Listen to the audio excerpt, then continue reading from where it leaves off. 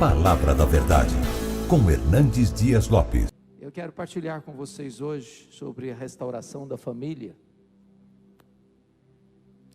E quero ler o texto de Jó, capítulo 1. Peço que você abra comigo a sua Bíblia, nesta passagem das Escrituras. Jó é um livro poético, escrito em torno de 1500 a.C. Muito embora esse texto tenha 3.500 anos aproximadamente, ele é vivo, atual, oportuno e necessário à nossa vida nesta noite. Jó capítulo 1, a partir do versículo 6 até o versículo 12, está escrito o seguinte: num dia em que os filhos de Deus vieram apresentar-se perante o Senhor, veio também Satanás entre eles. Então perguntou o Senhor a Satanás: de onde vens? Satanás respondeu ao Senhor e disse: de rodear a terra e passear por ela. Perguntou ainda o Senhor a Satanás: observaste o meu servo Jó? Porque ninguém há na terra semelhante a ele, homem íntegro e reto, temente a Deus, que se desvia do mal. Então respondeu Satanás ao Senhor: porventura Jó debalde teme a Deus? Acaso não cercaste com sebe a ele, a sua casa e a tudo quanto tem? A obra de suas mãos abençoaste, os seus bens se multiplicaram na terra. Estende, porém, a tua mão e toca-lhe em tudo quanto tem, e verás se não blasfema contra ti na tua face. Disse o Senhor a Satanás: eis que tudo quanto ele tem está em teu poder, somente contra ele não estendas a tua mão. E Satanás saiu da presença do Senhor. Capítulo 2, versos de 1 a 6. Num dia em que os filhos de Deus vieram apresentar-se perante o Senhor, veio também Satanás entre eles apresentar-se perante o Senhor. Então o Senhor disse a Satanás: de onde vens? Respondeu Satanás ao Senhor e disse: de rodear a terra e passear por ela. Perguntou o Senhor a Satanás: observaste o meu servo Jó? Porque ninguém há na terra semelhante a ele, homem íntegro e reto, temente a Deus e que se desvia do mal. Ele conserva a sua integridade, embora me incitasses contra ele para o destruir sem causa. Então Satanás respondeu ao Senhor: pele por pele, tudo quanto o homem tem dará pela sua vida. E na carne, e verás se não blasfema contra ti na tua face. Disse o Senhor a Satanás: eis que ele está em teu poder, mas poupa-lhe a vida. Meus amados, esse texto relata este episódio da reunião de Deus com seus filhos. O contexto me faz crer que aqui são os anjos. E também o contexto me faz entender que essa reunião aconteceu nas regiões celestes. Sem qualquer explicação, o texto nos informa que Satanás apareceu por lá.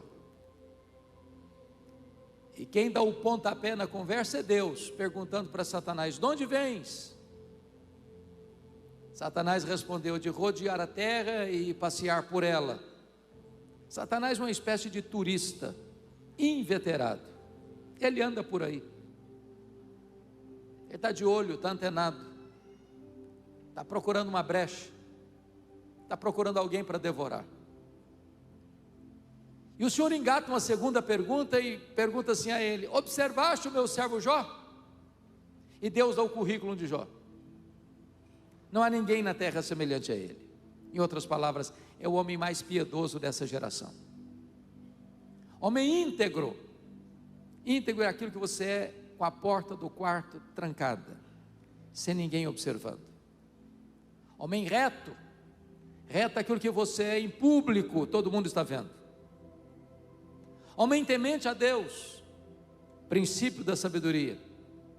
Homem que se desvia do mal, deliberadamente santo. Satanás poderia ter respondido para Deus assim: bom, esse eu ainda não conheço, ainda não observei, tenho outras agendas, ando meio ocupado, quem sabe um dia eu boto os olhos nele. Mas não foi a resposta de Satanás. Satanás respondeu assim para Deus: também puderas. É muito fácil te adorar desse jeito. Tu tens abençoado a vida deste homem, tu tens cercado a casa dele com um grande muro de proteção. Tudo que esse homem bota a mão vira dinheiro, os bens dele prosperam na terra. Ora, desse jeito é muito fácil. E Satanás com isso está insinuando que Deus precisa subornar as pessoas com bênçãos para receber delas adoração. Satanás está insinuando que as pessoas só adoram a Deus por aquilo que Deus dá a elas e não por quem Deus é. Satanás está insinuando que as pessoas só servem a Deus por causa das bênçãos de Deus e não por causa do caráter de Deus. Satanás insinua mais, que Jó só adora a Deus porque descobriu que religião é um grande negócio, que a fé dá lucro. Mas se Deus tocar naquilo que o próprio Deus deu para Jó, o próprio Jó que agora adora vai blasfemar, e blasfemar na cara de Deus. A grande pergunta é que o que um homem tem? Um homem tem família, um homem tem bens materiais. Satanás assim insinua e cria uma teoria, uma tese de que ninguém é capaz de amar mais a Deus do que o dinheiro, e ninguém é capaz de amar mais a Deus do que a família. Satanás diz para Deus: toca no que ele tem, e verás se não blasfema contra ti na tua face. Sem que Jó soubesse, Deus constitui Jó em seu advogado na terra, e coloca nas mãos de Jó a defesa da sua reputação, e diz para Satanás: pode tocar no que ele tem, só não podes tocar na sua vida. Em outras palavras, Satanás é um ser limitado e limitado por Deus. Ele só pode ir até onde Deus o permite ir, e nem 1 centímetro a mais.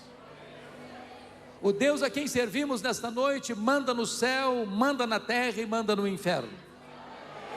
Ele tem o controle de tudo. Mas com a permissão de Deus, Satanás sai dali para fazer um estrago na vida de Jó. Confira comigo o versículo 3 do capítulo 1, que diz que Jó era o maior homem de todos os homens do Oriente. Sabe o que significa isso? Ele não era apenas o homem mais piedoso da sua geração, ele era também o homem mais rico da sua geração. Quebra aqui um mito: não é pecado ser rico. É possível ser o mais piedoso e o mais rico ao mesmo tempo.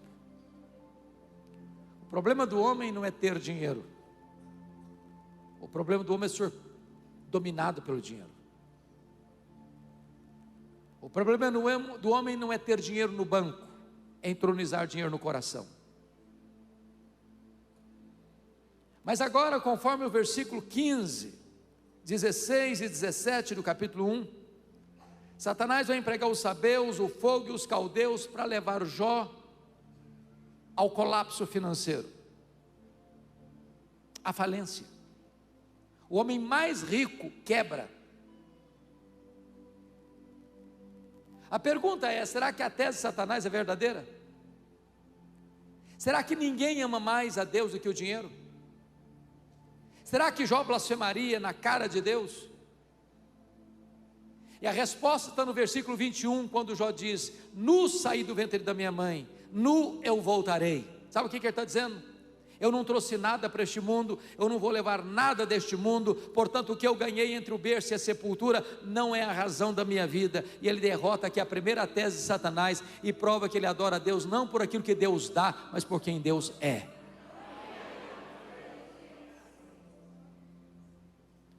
Mas no mesmo dia que Jó recebe a trágica notícia de que ele está quebrado, chega ali a notícia mais amarga da vida.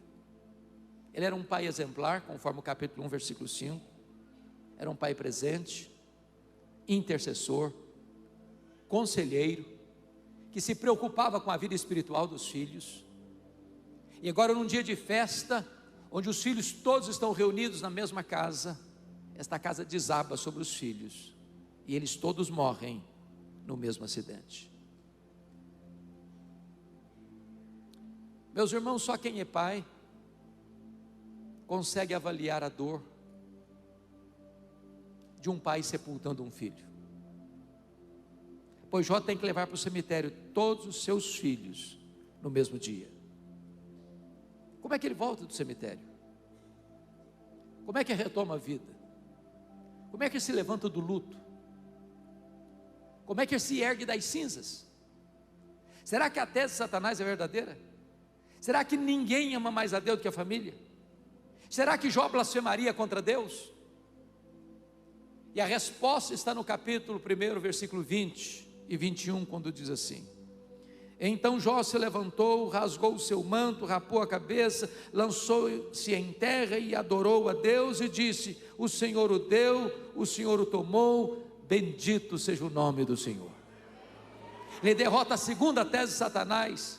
Ele prova que ele ama mais a Deus do que a família, e ele prova que ele serve a Deus não por aquilo que Deus dá, mas por quem Deus é. Aí vem o capítulo 2, e diz a Bíblia que Deus se reúne outra vez com os seus filhos. Eu quero crer que os anjos, e eu quero crer que nas regiões celestes. E é curioso que Satanás apareceu por lá de novo. E quem cutuca é Deus outra vez, e pergunta assim: de onde vens? Satanás respondeu: de rodear a terra e passear por ela. Em outras palavras, não mudei minha agenda, estou fazendo o que eu sempre fiz, estou de olho, estou antenado, estou procurando uma brecha, estou procurando alguém para devorar. E Deus cutuca outra vez e pergunta assim: observaste o meu servo Jó? E Deus dá o currículo de Jó, sem mudar uma vírgula. Não há ninguém na terra semelhante a ele. Homem íntegro, reto, temente a Deus, que se desvia do mal. E Deus diz: me incitaste contra ele para o consumir sem causa. Mas ele permanece íntegro. Sabe o que Deus está dizendo para Satanás? Satanás, suas teses são mentirosas. Satanás, suas teses são falsas. Jó provou que me ama mais do que o dinheiro. Jó provou que me ama mais do que a família. Jó provou que me ama, não por aquilo que eu dou para ele, mas por quem eu sou. Então Satanás partiu para a terceira tese e disse: pele por pele, e tudo que o homem tem dará pela sua vida. Toca-lhe nos ossos, toca-lhe na carne, e verás se não blasfema contra ti na tua face. A terceira tese de Satanás é que ninguém é capaz de amar mais a Deus do que a si mesmo. Sem que Jó soubesse, mais uma vez, Deus constitui Jó em seu advogado na terra, e coloca nas mãos de Jó a defesa da sua reputação, e diz para Satanás: pode tocar nos ossos dele, pode tocar na carne dele, só não podes tirar a vida dele. Em outras palavras, Satanás é um ser limitado e limitado por Deus. Ele só pode ir até onde Deus o permite ir, e nem 1 centímetro a mais. Nas palavras de Martinho Lutero, Satanás é um cachorro na coleira de Deus. Ele só pode ir até onde a coleira o permite ir, e nem 1 centímetro a mais. Mas com a permissão de Deus, Satanás sai dali e coloca uma enfermidade maligna em Jó, ferida do alto da cabeça à planta dos pés. Jó vai ficando chagado, seu corpo é uma ferida viva. e vira uma carcaça humana, um aborto vivo. Ele não consegue comer, ele não consegue dormir, ele não tem alívio para a sua dor. Ele vai ficando magro, magérrimo, macérrimo, de couro furado pelas costelas em ponta. Bolhas vão formando-se no seu corpo e ele tem que morder nessas bolhas para aliviar a dor. Seu corpo cheira mal. As pessoas cospem, nauseadas, ao olharem para ele. Ele é um espectro humano. E no auge desse sofrimento, a sua mulher, não suportando ver esse cenário tão triste, diz para ele: ainda conservas a tua integridade, Jó? Amaldiçoa Deus e morre, acaba com isso. E no capítulo 2, versículo 10, diz que Jó respondeu para ela: tu falas como uma doida. Temos recebido o bem de Deus, não receberíamos também o mal? E está escrito: em tudo isso não pecou Jó contra Deus com seus lábios. Ele derrota a terceira tese de Satanás. Ele prova que ele ama mais a Deus do que a si mesmo. Ele prova que ele adora a Deus não por aquilo que Deus dá, mas por quem Deus é. Agora veja comigo o capítulo 2, versículo 11, por gentileza. Vieram os amigos, Elifaz, Bildade e Zofar. Combinaram ir juntamente condoer-se de Jó e consolá-lo. Levantaram eles de longe os olhos, não reconheceram Jó, ergueram a voz e choraram. Cada um rasgou o seu manto, lançou o pó ao ar sobre a cabeça. Sentaram-se com Jó na terra 7 dias, 7 noites, e nenhum lhe dizia palavra alguma, pois viam que a dor de Jó era muito grande.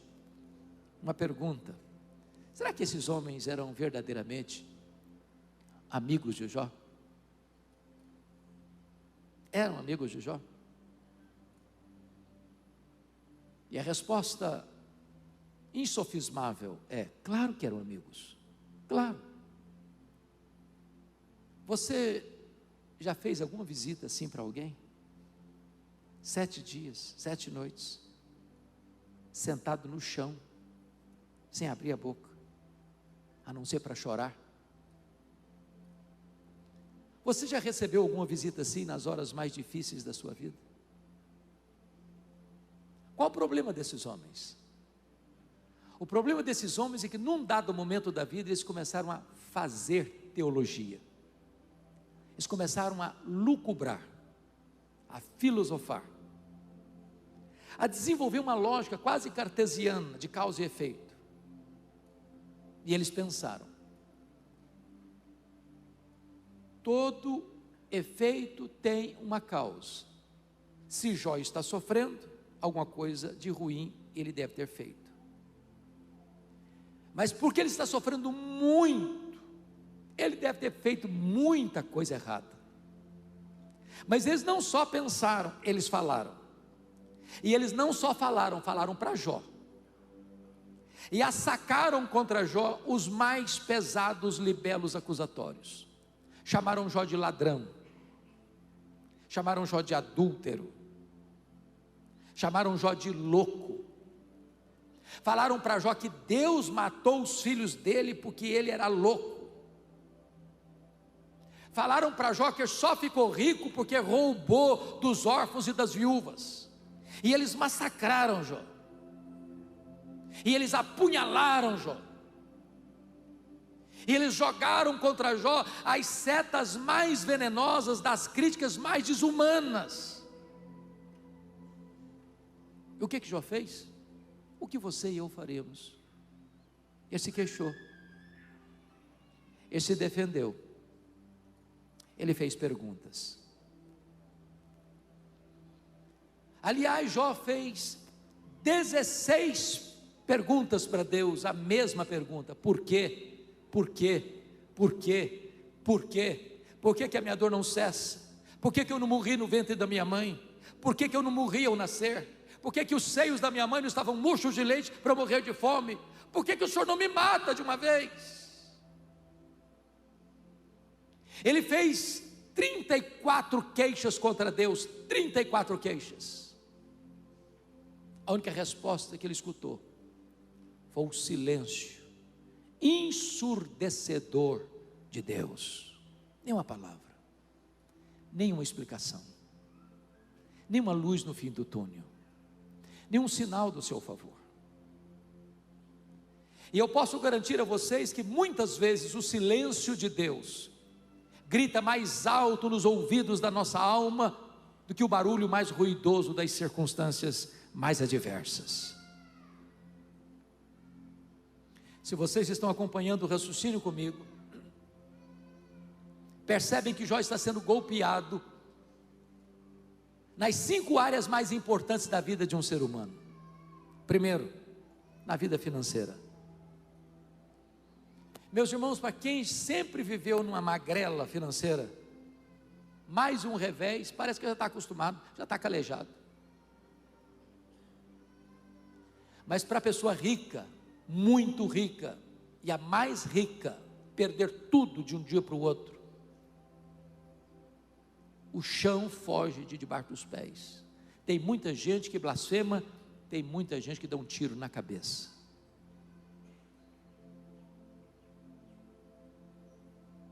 A segunda área, a área dos filhos. Irmãos, não é natural pai e mãe enterrar filhos, não é natural, não é natural.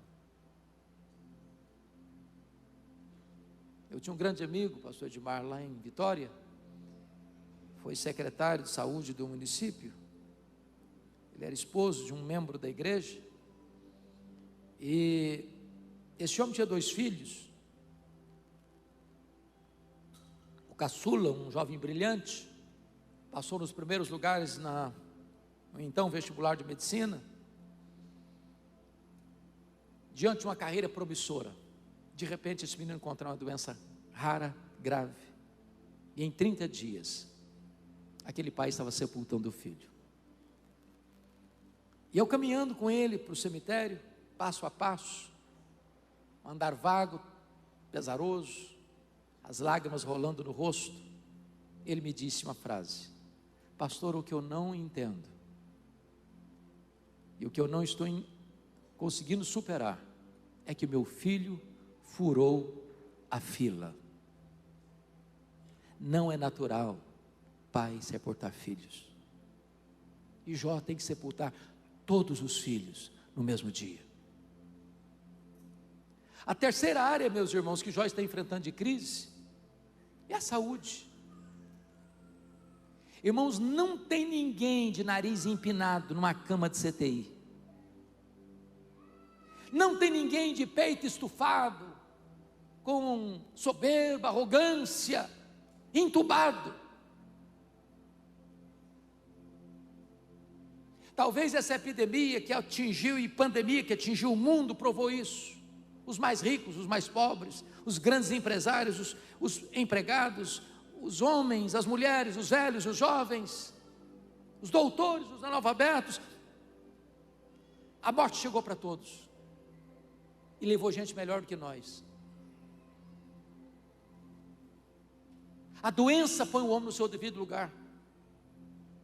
Jó é um espectro humano, é uma carcaça viva, é uma chaga aberta. Mas a quarta área que atingiu na vida de Jó foi o casamento.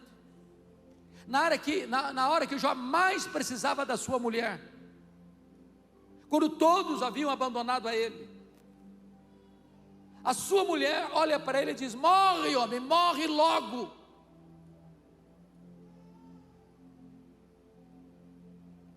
Mas finalmente a quinta área que Jó sofreu o golpe dramático foi nas amizades.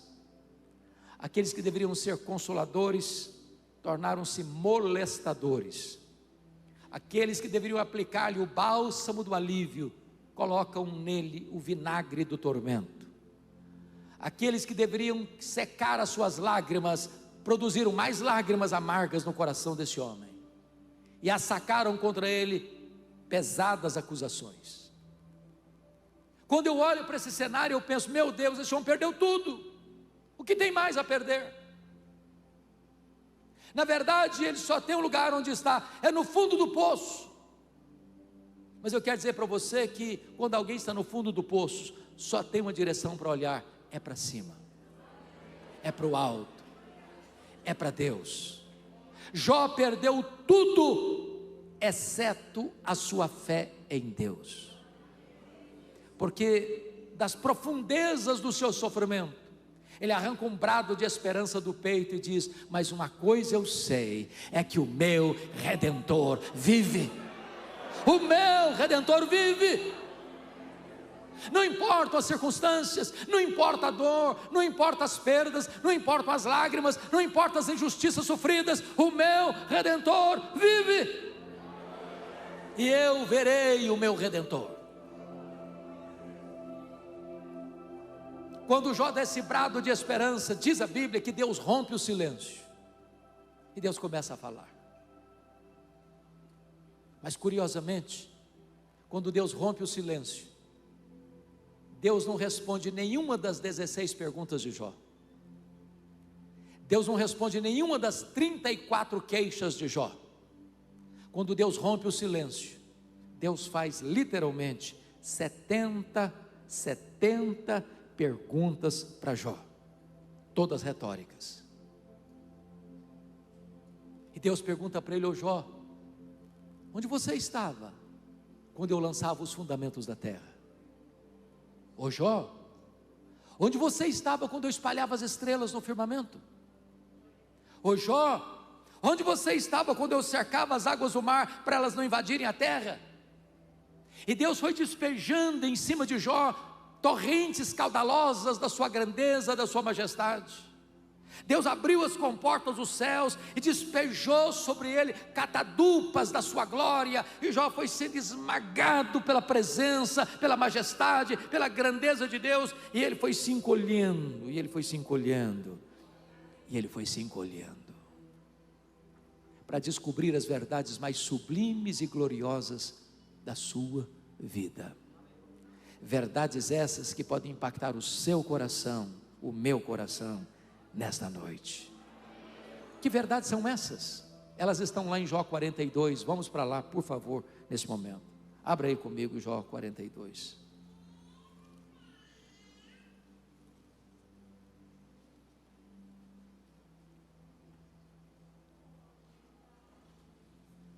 A primeira verdade que Jó reconheceu foi a onipotência de Deus. Verso 1 e 2 diz assim: então respondeu Jó ao Senhor: bem sei que tudo podes. Que verdade bendita, que verdade extraordinária. Essa frase não está sendo dita por um homem que acabou de ganhar uma herança, de comprar um carro novo, de mudar para um apartamento maior e mais bonito, que recebeu uma promoção no trabalho. Essa frase não está sendo dita para um pai que acabou de ver o seu filho nascer, ou de um jovem que está contraindo um matrimônio na festa do casamento. Essa frase está sendo dita por um homem quebrado, doente, enlutado, abandonado pela esposa, acusado pelos amigos. Eu sei que tudo podes. Você e eu temos limitações intransponíveis. Nós temos. Eu acho isso tão curioso, Pastor Luiz. Eu gosto muito de ler, e eu costumo visitar as livrarias quase toda semana. E vocês muito bem sabem que os livros mais lidos no Brasil e no mundo são os livros de autoajuda, não é verdade? Livros que ensinam você a ficar rico rápido. Eu acho que eu não estou sabendo ler esses livros. E esses livros dizem assim: você é forte, você tem a força, você é um gigante, há poder nas suas palavras. Sabe o que a Bíblia diz? Exatamente o contrário. A Bíblia diz que você e eu somos fracos. A Bíblia diz que Deus conhece a nossa estrutura e sabe que somos pó. Nós temos muitas fraquezas. Por exemplo, nós temos fraquezas físicas. Querendo ou não, gostando ou não, o tempo vai esculpindo algumas rugas no nosso rosto indisfarçáveis.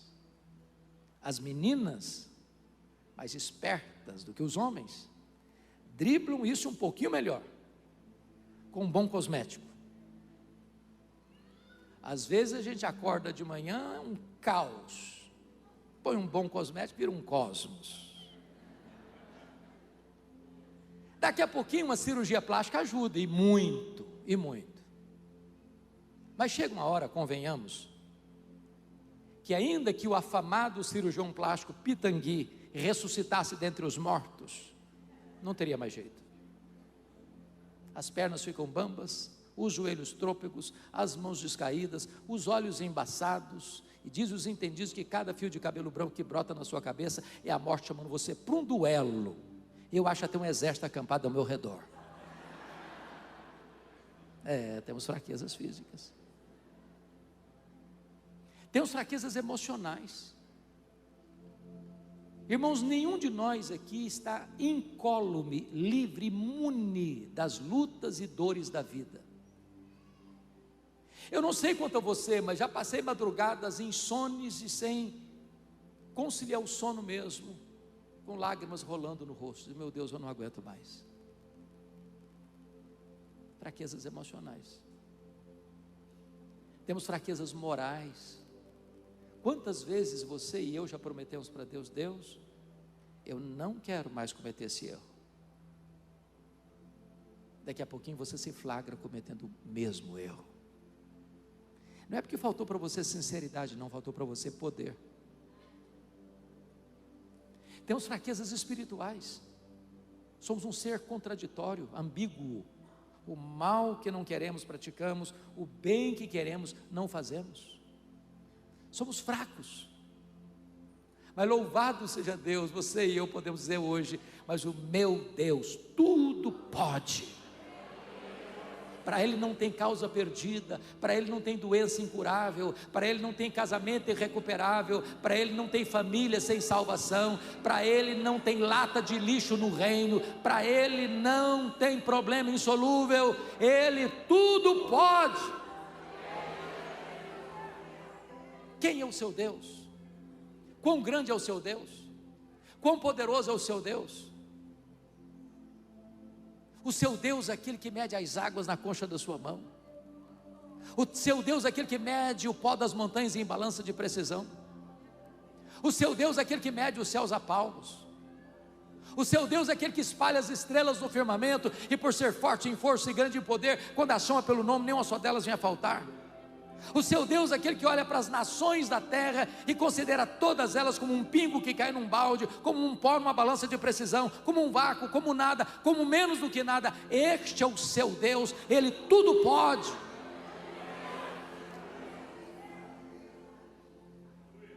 Me permite ilustrar isso de uma maneira muito simples. Um pai caminhava com seu filho de 4 anos pela rua, mãos dadas, quando o menino faz uma pergunta para o pai. E eu não sei se vocês concordam comigo, mas eu penso que toda criança fez um curso de pós-doutorado em perguntas difíceis. Conheço ninguém que faz pergunta mais complicada do que criança. E o menino perguntou para o pai assim: papai, qual é o tamanho de Deus? O pai não tinha uma resposta pronta para um menino de 4 anos. Ficou pensativo, calado, continuou caminhando. Daqui a pouquinho, ele escuta o barulho das turbinas de um avião supersônico, lá nas alturas excelsas, e disse para o filho: olha para cima, filho, está vendo aquele avião?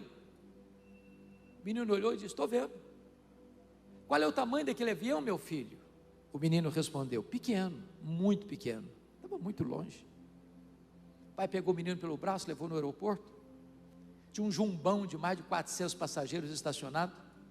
Chegou bem perto e perguntou: está vendo esse avião, meu filho? Estou vendo, papai. Qual é o tamanho desse avião, meu filho? O menino respondeu: esse é grande, muito grande. O pai disse: pois é, filho, Deus é do mesmo jeito.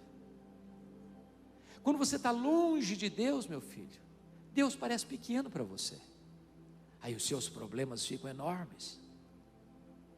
Mas quando você está perto de Deus, meu filho, Deus é grande para você. Aí os seus problemas ficam pequenos. Agora eu sei que tudo podes. A segunda coisa que Jó descobriu, irmãos, que mudou a história dele, está aí no versículo 2. E ele diz assim: e nenhum dos teus planos pode ser frustrado. Se há uma verdade na Bíblia que me consola por demais, é a doutrina da soberania de Deus. Sabe por quê, irmãos? Você e eu não cremos em sorte. Você e eu não cremos em azar. Você e eu não cremos em coincidência. Você e eu não cremos em determinismo cego. Você e eu não cremos em olho gordo. Você e eu não cremos em horóscopo. Você e eu não cremos em macumba para crente. Você e eu cremos que a mão de Deus dirige o nosso destino. Você e eu cremos que nem um fio de cabelo da nossa cabeça pode ser tocado sem que Deus saiba, sem que Deus permita, sem que Deus tenha um propósito. Deus não é pego de surpresa.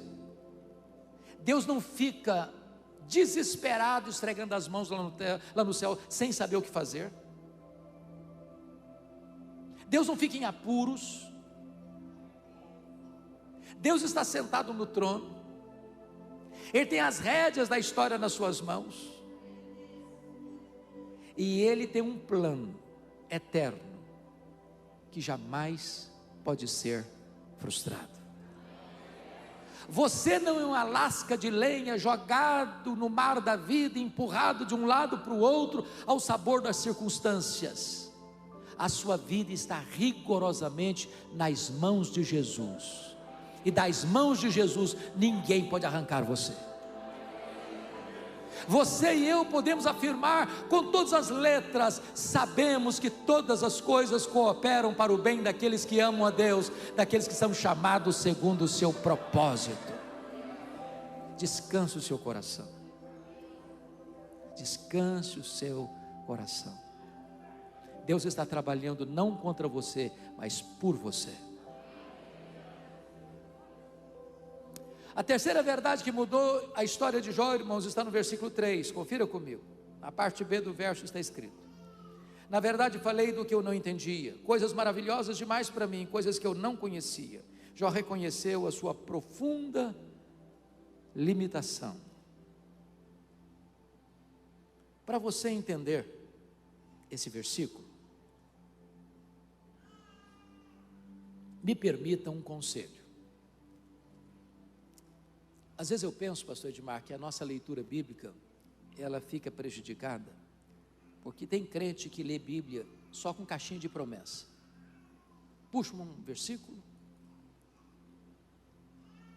amanhã puxa outro versículo, depois outro versículo, e via de regra versículo bom, né? Só promessa, não tem problema, confronto, não tem arrependimento, não tem confissão de pecado, não tem nada disso. Ou ele lê um pedacinho hoje, lê um pedacinho amanhã, lê outro pedacinho, sem conexão nenhuma. Aí ele não vai formando entendimento.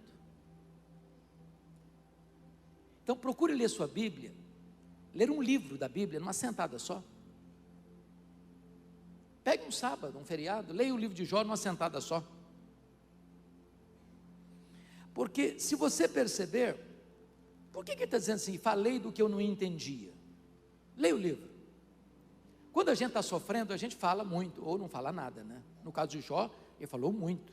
Jó não foi aquele cara que sofreu, ou conforme Tiago, paciente, como o estoico, que sentou num canto da sala, trincou os dedos e aguentou calado. Não, ele falou e falou muito. Ele se queixou, ele perguntou, ele se defendeu. Mas Jó, como você e eu, não enxergamos na curva. Como você e eu, Jó não enxerga no escuro, não enxergava no escuro. E agora Deus se revela para ele. Deus despeja em cima dele torrentes da sua majestade. E quando Deus está se revelando a ele, fazendo 70 perguntas para ele, ele bota a mão na boca e diz: meu Deus, quanta coisa eu falei sem saber.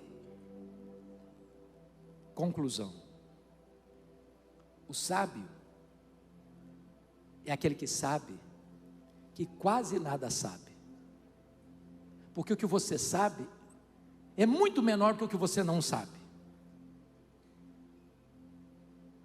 Então, quando você encontra uma pessoa que fica arrotando muito conhecimento em cima de você, pode saber de uma coisa: sabe quase nada. É lata vazia que faz barulho. Você já encontrou uma pessoa que diz: eu conheço a Bíblia de capa a capa? Aí você pergunta João 3,16 para ele, não sabe onde fica.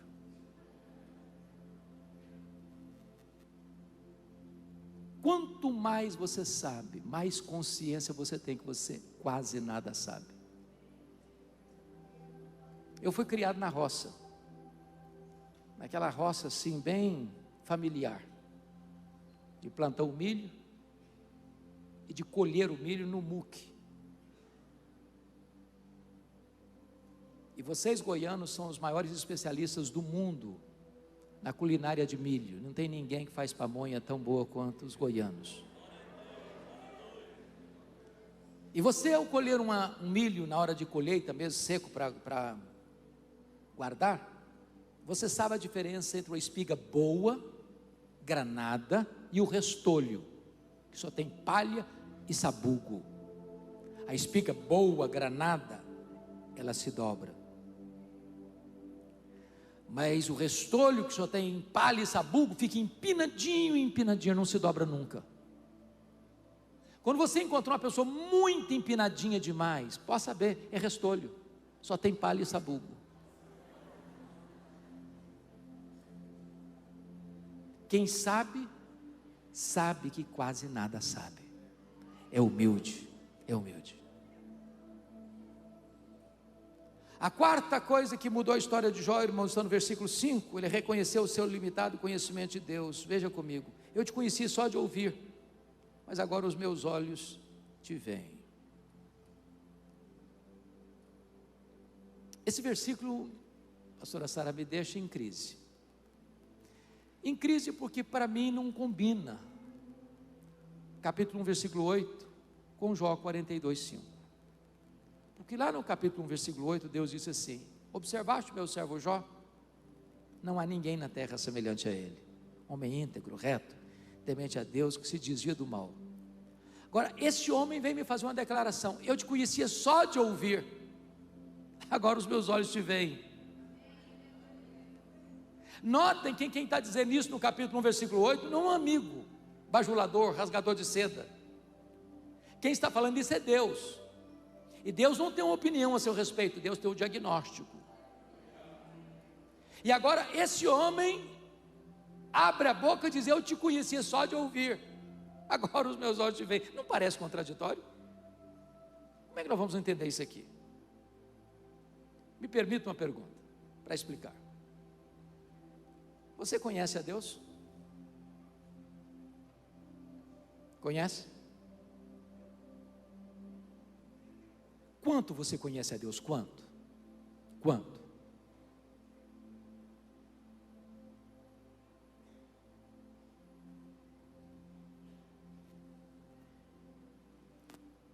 Lá em João 17,3 diz que a vida eterna é esta: conhecer a Deus e a Jesus Cristo.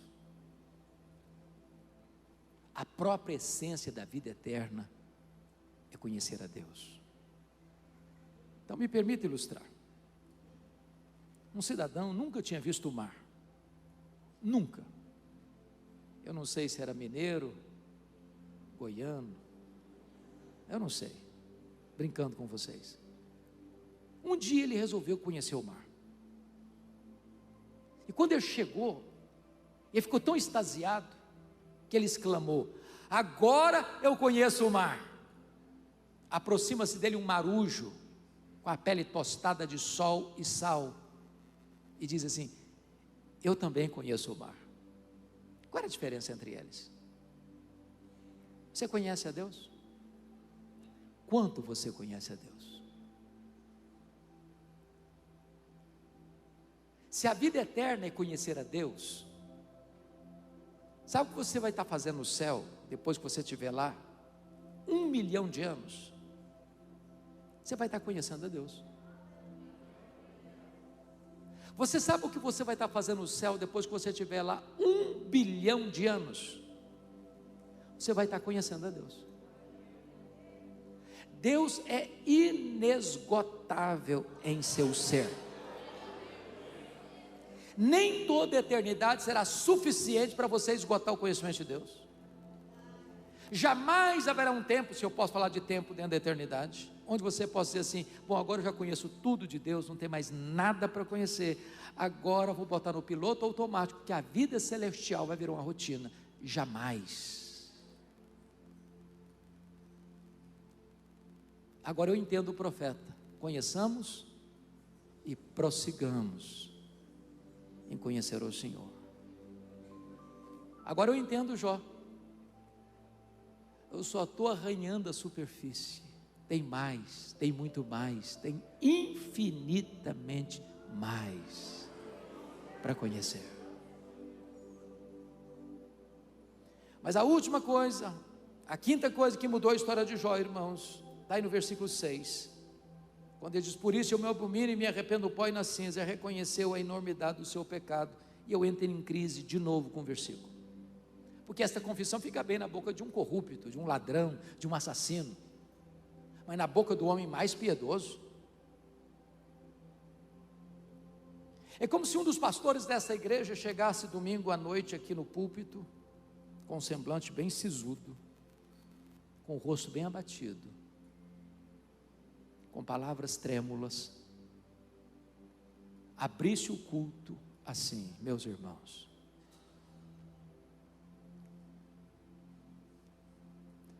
eu preciso confessar uma coisa para vocês hoje.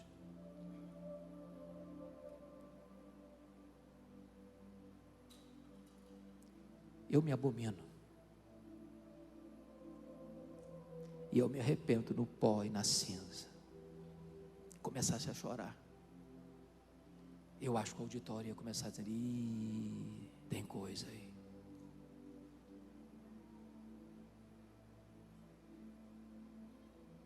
Como é que eu posso entender Jó? Fazer uma confissão dessa? Me permita explicar. As pessoas que mais choraram e lamentaram os seus pecados não foram as pessoas que mais pecaram, foram as pessoas que mais perto de Deus andaram. Quem está longe de Deus, nem consciência de pecado tem.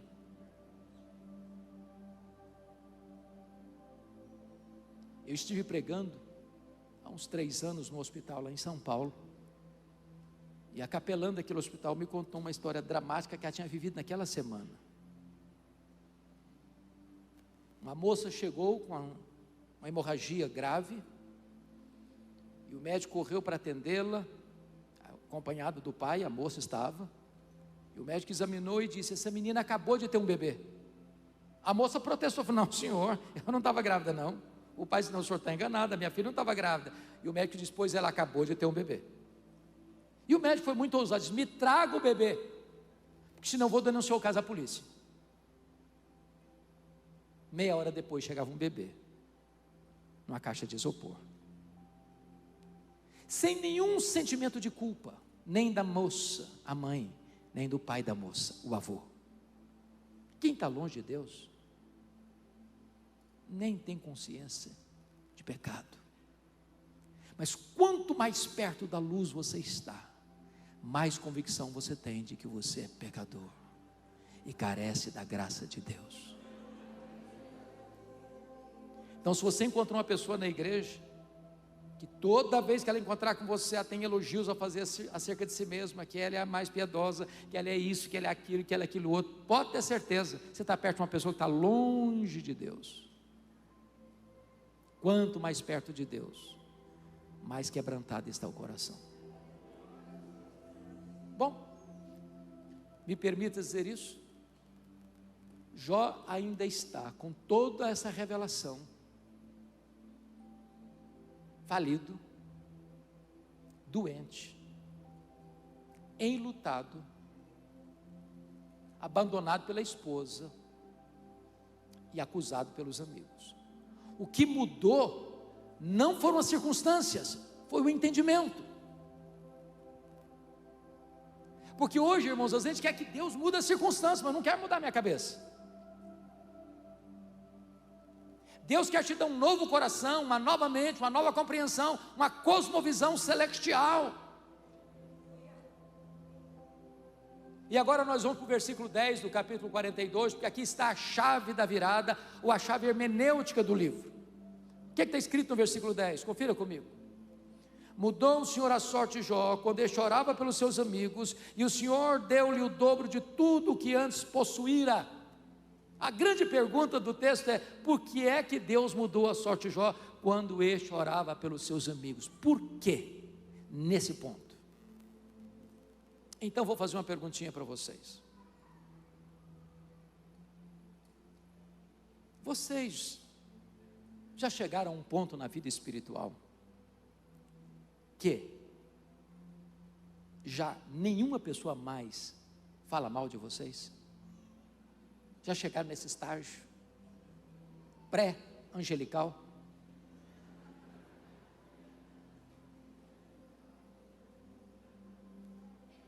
Me permita uma segunda pergunta.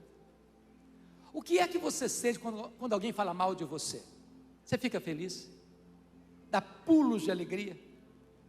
Dá glória a Deus? Louvado seja o Senhor, está falando mal de mim, eu acho que vou até dormir melhor essa noite. É assim que você reage? Terceira pergunta: o que vocês acham que Jó sentiu quando seus amigos disseram assim: você é um ladrão, você é um adúltero, você é doido de pedra, você é louco, Deus matou seus filhos, você é louco, você roubou os órfãos, você roubou as viúvas, enquanto a Bíblia diz que Jó era os olhos dos cegos e as pernas dos aleijados e o amparador dos órfãos e viúvas? Como é que você reage quando você é acusado de coisas que você não fez, de pecados que você não cometeu? Como é que você reage? Como é que Jó reagiu? Você acha que eu ficou feliz? Não. Ele se defendeu, ele se defendeu, ele se defendeu, ele se queixou, ele se queixou, ele se queixou. E sabe o que tem no coração de alguém que se defende, se defende, se defende, se queixa, se queixa, se queixa? Tem mágoa, tem dor. Sabe o que Deus está dizendo para Jó? Meu filho, saia desta arena da autodefesa, saia desta arena de se vitimizar. Meu filho, entre na brecha da intercessão, porque você não pode orar por alguém e ter mágoa desse alguém ao mesmo tempo. E diz a Bíblia que quando Jó começa a orar por aqueles que acusaram a ele, Deus mudou a sorte de Jó. Sabe o que é encantador? É que Deus restaurou as 5 áreas que Satanás tentou destruir na vida de Jó, restaurou todas elas. A primeira área que Deus restaurou, está aí no versículo 16, Deus restaurou a saúde dele. Ele passou a ter mais 140 anos, viu os filhos dos filhos até a 3ª e 4ª geração. Eu acho que não ficou nem sequela, nem cicatriz. Eu quero dizer para vocês nesta noite que o nosso Deus é o mesmo, e Ele está aqui nesta noite, e Ele é o Jeová Rafá, e Ele cura, e Ele sara. A última palavra não é da medicina, não é da ciência, é do Senhor Deus Todo-Poderoso. Ele pode levantar o enfermo do leito da enfermidade, Ele pode restaurar a saúde, Ele pode prolongar a vida.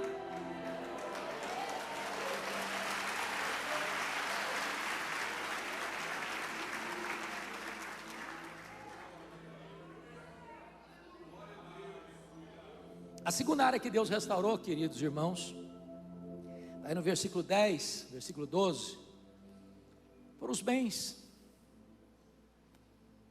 Deus deu tudo em dobro. Se você comparar o capítulo 1, versículo 3 com 42, 12, você vai ver que foi literalmente em dobro. Sabe o que significa isso? Nosso Deus é o Deus da restituição.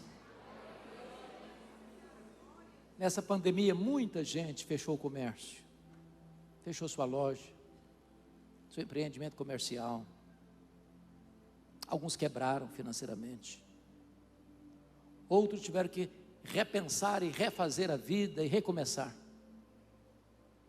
Quero dizer para você que o Deus da restituição está aqui nessa noite. Ele pode restituir em dobro, porque Ele é o Deus que abençoa, é o Deus que fortalece as nossas mãos para adquirirmos riquezas. Riquezas e glórias vêm das mãos de Deus, e com a bênção de Deus vem riqueza e não peso. Ele está aqui hoje para restaurar a sua vida financeira. A terceira área que Deus restaurou foram as amizades, está ali no versículo 8. E eu acho isso magnífico, porque Deus chegou para os acusadores de Jó e disseram assim: olha, vocês estão sabendo aquele homem que vocês acusaram? Pois é, aquele homem que vocês criticaram é mais justo do que vocês. E vocês vão ter que ir lá naquele homem que vocês criticaram, para aquele homem orar por vocês. Eu vou escutar a oração daquele homem para restaurar vocês. Sabe o que Deus está fazendo aqui, pastor Luiz? Honrando Jó. Honrando Jó. Você não tem que se defender, você tem que andar com Deus. Porque quando você anda com Deus, Deus defende você. Quando você anda com Deus, quem criticou você vai ter que voltar a você e mudar de opinião a seu respeito. Deus restaurou Jó, Deus restaurou os amigos de Jó. Mas a quarta área que Deus restaurou foi o casamento. E eu acho muito curioso, pastor Edmar, que alguns escritores dizem que Jó casou com outra mulher. A Bíblia não diz. E eu tenho uma frase que é uma espécie de farol para a minha vida pastoral. E a frase é esta: onde a Bíblia não tem voz, eu não tenho ouvidos. Eu não posso especular. Se a Bíblia não diz que ele casou com outra, é porque casou com a mesma. Restaurou o casamento. Agora, descontraindo um pouquinho com vocês, pense um pouquinho comigo. Se o Jó fosse brasileiro, quando ele estava numa magrela, a mulher disse para ele: morre homem, morre, morre logo. Agora o Jó está curado, no topo da pirâmide social, mais rico do que era. O que vocês acham que ele diria para ela? Morre, mulher, morre logo. A fila andou, minha filha, a fila andou, estou noutra. Mas não foi assim não. Não foi assim não. Deus é especialista em pegar os cacos e fazer um vaso novo.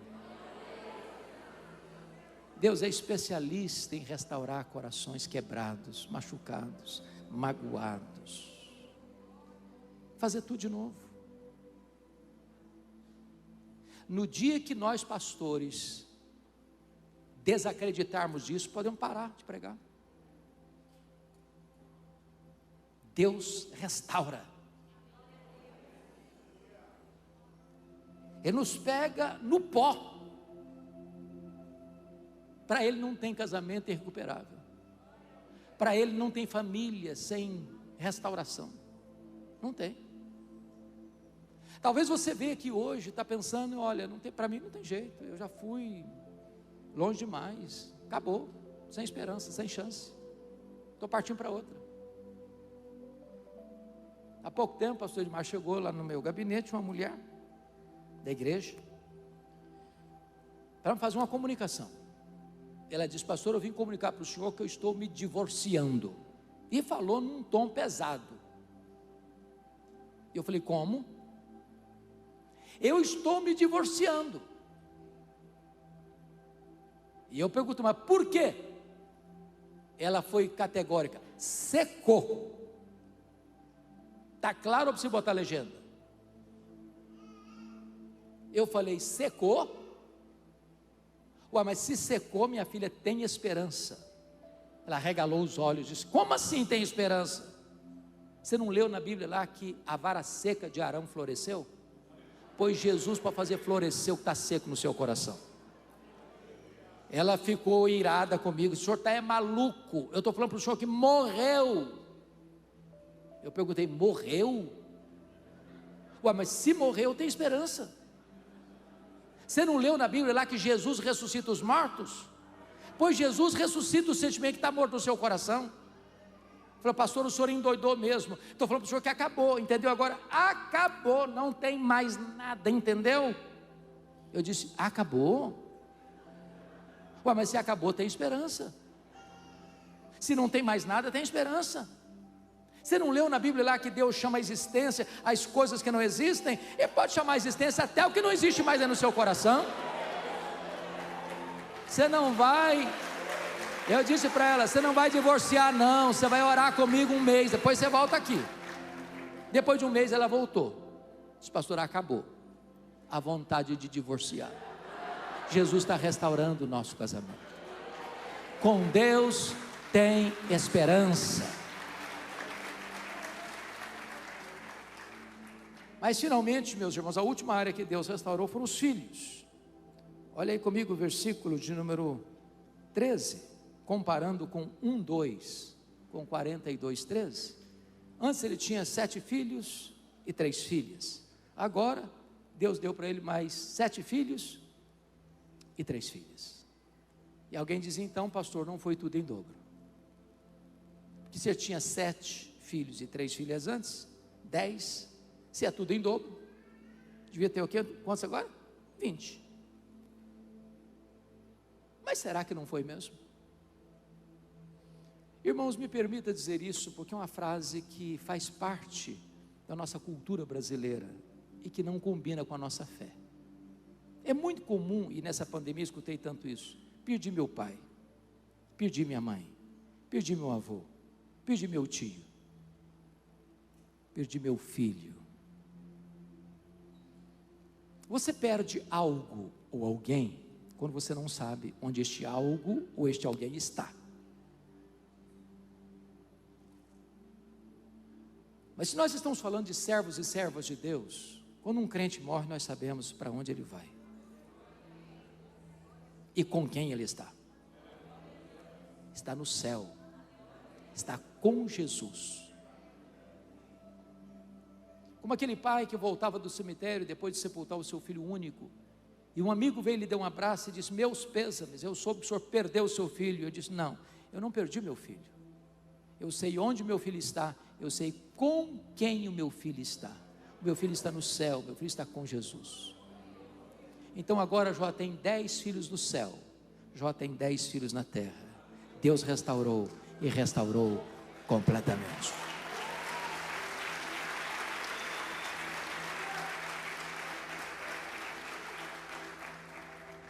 E eu encerro dizendo 2 coisas. Primeiro, o propósito de Satanás era colocar Jó longe de Deus. Sabe o que conseguiu? Colocar Jó mais perto de Deus. Sabem por quê? Porque os planos de Deus não podem ser frustrados. Segunda coisa, Deus restaurou a sorte de Jó, mas Deus não explicou para Jó por que ele sofreu. Você e eu sabemos, Jó não sabia. No enredo, todo mundo está equivocado. Satanás está equivocado, porque pensou que ninguém podia amar mais a Deus do que o dinheiro, do que a família, do que a si mesmo. A mulher de Jó estava errada, porque pensou que Deus não era digno de ser adorado no sofrimento. Os amigos de Jó estavam errados, porque acharam que Jó estava sofrendo por algum pecado grave que ele tivesse cometido. Jó estava errado, porque levantou contra Deus 34 queixas. Deus restaurou, mas Deus não explicou. Restauração sim, explicação nem sempre. Às vezes as pessoas dizem assim, pastor, eu vou chegar no céu com uma listinha de perguntas e eu vou querer saber muita coisa. Me permita dizer a você, não vai ser necessário. O céu é autoexplicativo. No primeiro minuto do céu, todas as nossas perguntas já não farão sentido mais, porque a nossa leve e momentânea tribulação produzirá para nós eterno peso de glória acima de toda comparação. Este é o Deus que restaura a família, este é o Deus da nossa vida, este é o Deus que está aqui nesta noite e pode fazer este milagre na sua vida, na sua casa, na sua família. Amém.